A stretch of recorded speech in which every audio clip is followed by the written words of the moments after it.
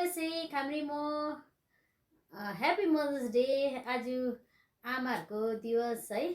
आज आमाहरूको विषयमा चाहिँ म के भन्न चाहन्छु है, जसको आमाहरू हुनुहुन्छ उहाँहरूको चाहिँ कदर बुझ्नुहोस् है। आमा नहुँदा चाहिँ कस्तो हुन्छ घरमा है।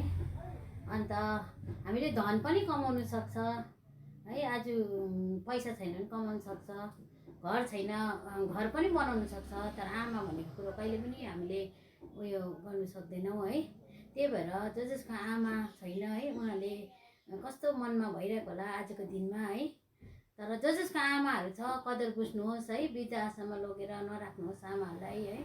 आमाले 9 महिनाभरि कोखमा है राखेर तपाईँहरूलाई घाम पानी नभनिकन है कति दुःख उठाएर कष्ट उठाएर है तपाईँहरूलाई अब यो संसारमा ल्यायो हो।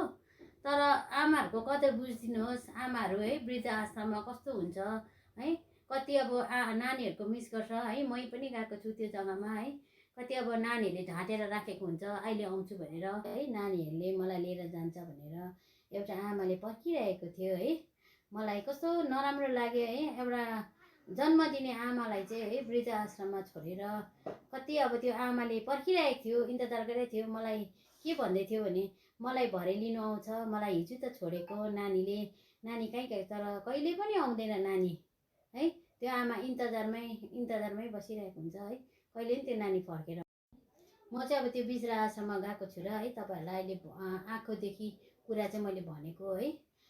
र है आमाहरूलाई जिउँदो हुँदाखेरि जे खानु मन लाग्छ है, जहाँ जहाँ जानु मन लाग्छ है, जे गर्नु मन लाग्छ उनीहरूलाई खुल्लासँग गर्नु दिनुहोस् है। तर जिउँदो हुँदा गर्नुहोस् है, मरेर गएर कहिले पनि आमा फर्किँदैन। अब त्यो कब्रस्तानमा गएर है एउटा च्यानमा गएर रोएर आमा तपाईँले यस्तो खानु मन लागेको छ मैले ल्याउनु पाइनँ भनेर चाहिँ रिग्रेट नहोस् है।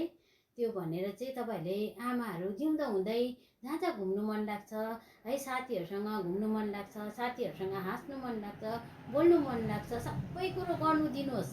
संसारमा हुँदै गर्नुपर्छ। मरेर गएर चाहिँ नि आमाले गर्छु आमा यस्तो गर्छु उस्तो गर्छु भनेर चाहिँ कहिले पनि गर्नु सक्दैन। त्यही भन्दै मेरो भिडियो यहीँ बन्द गर्दछु।